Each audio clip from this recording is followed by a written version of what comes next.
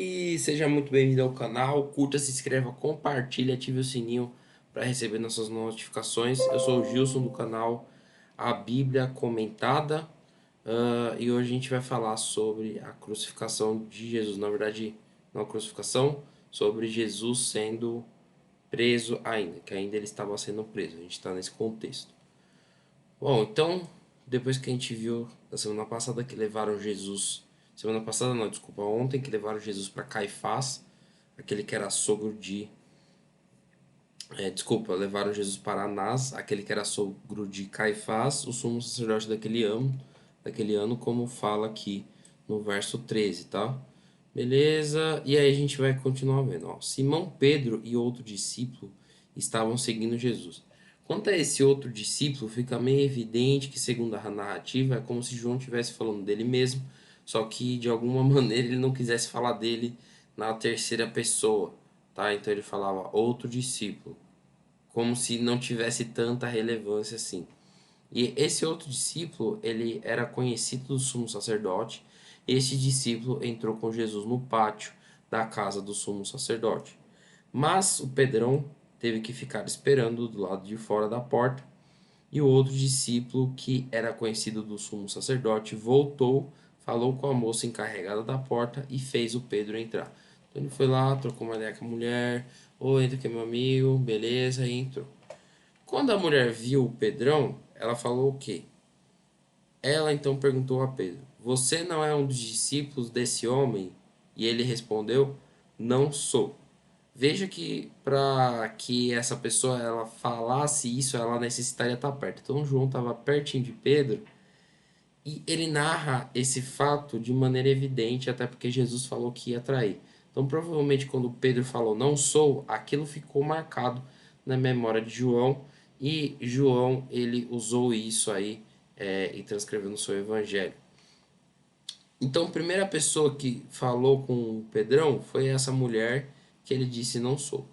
Só que fazia frio, e os servos e os guardas estavam ao redor de uma fogueira que haviam feito para se aquecer.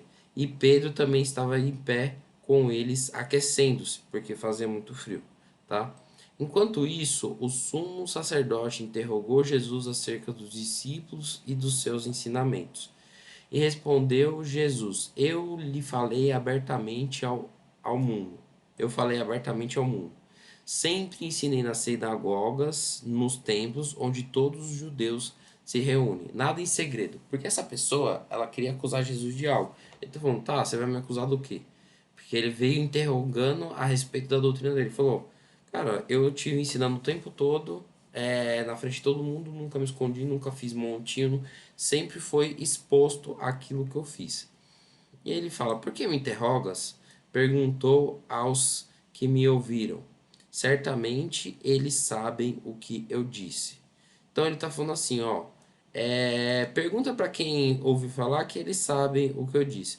Só que quando Jesus disse isso, um dos guardas que estava perto bateu no rosto. Falou, isso é jeito de responder ao sumo sacerdote? Então perguntou ele, né? E aí Jesus respondeu, ó, se eu digo algo de mal, denuncie o mal, ou seja, fala naquilo que eu estou errado. Mas se eu falei a verdade, por que me bateu? Ou seja, Jesus apanhou de graça, nada além de ter falado a verdade. Então Anás enviou Jesus de mãos amarradas a Caifás, o sumo sacerdote, já que Anás não queria ficar com essa responsabilidade de interrogar e de impelir, interpelar Jesus ali a respeito das coisas que ele estava falando. Só que enquanto ainda Anás estava nisso aí com Jesus, o Pedrão, Simão Pedro, né, estava se aquecendo e aí perguntaram a ele, as pessoas que estavam ali em volta, você não é o discípulo dele? E ele negou dizendo, não sou. Provavelmente João, perto dele, também esse fato ficou registrado na memória dele. Um dos servos do sumo sacerdote, parente do homem cujo a orelha Pedro decepara, insistiu. Eu não o vi com ele no olival? E aí, mais uma vez, Pedro negou. E no mesmo instante, o galo cantou. Tá? Ah, isso aqui demonstra umas coisas interessantes, né?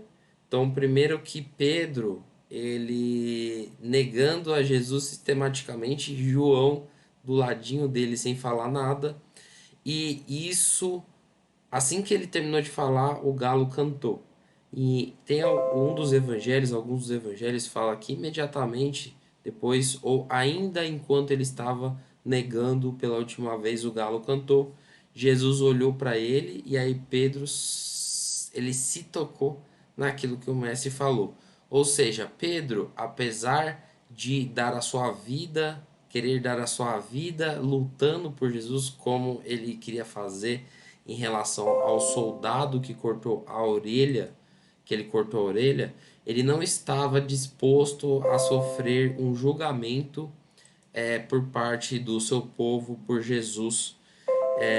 E isso é até meio complicado, porque demonstra que Pedro ele estava preparado em corpo, mas não estava preparado em espírito para sofrer as mesmas coisas que Jesus, tá? Então que a gente possa pegar o exemplo de Pedro e entender que o mais importante talvez não seja estar preparado para entregar a sua vida fisicamente para Jesus, mas que o seu espírito possa estar preparado para ser entregue para Ele. Porque uma vez que o seu espírito ele está preparado, ele está pronto, ele está arrojado, a questão física é uma questão de tempo, não é uma questão assim de grande dispêndio assim, você não precisa gastar muita energia, porque uma vez que a sua mente está preparada para sofrer com Jesus, seja onde for, automaticamente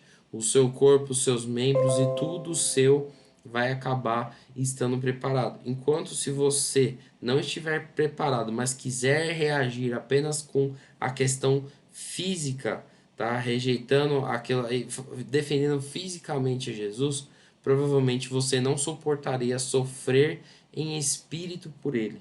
Isso demonstra que a fragilidade de Pedro, achando que teria uma atitude diferenciada daquilo que o mestre falou com ele, e no final o que ele fez, na verdade, foi só confirmar aquilo que o mestre Jesus sabia e já tinha a respeito de Pedro, tá? Portanto, a gente vê aqui como a fragilidade da situação, ela corrompeu o coração de Pedro e Pedro ali negou o mestre, a qual ele uma hora propôs dar a sua vida fisicamente, outra hora propôs a morrer por ele, outra hora propôs a ficar perto dele, inclusive o cara que fez totalmente diferença dentro desse grupo de 12 por conta do seu temperamento e por conta da questão sua de coração também, que ele era puro, ele se entregava. Não estou falando que ele era puro no sentido de não haver maldade nele, mas Pedro realmente, ele era um discípulo que se entregava ao que ele fazia.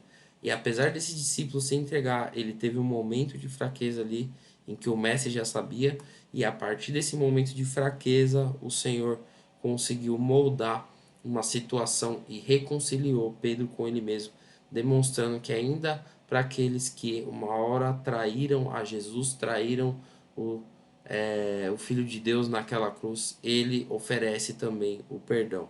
Então é muito importante a gente ter isso em mente e que a gente compreenda o nosso próximo e as pessoas que estão à volta de nós. Tá? Curta, se inscreva, compartilhe, ative o sininho para receber todas as nossas notificações. Não esquece de deixar seu like e não seja mendigo de like.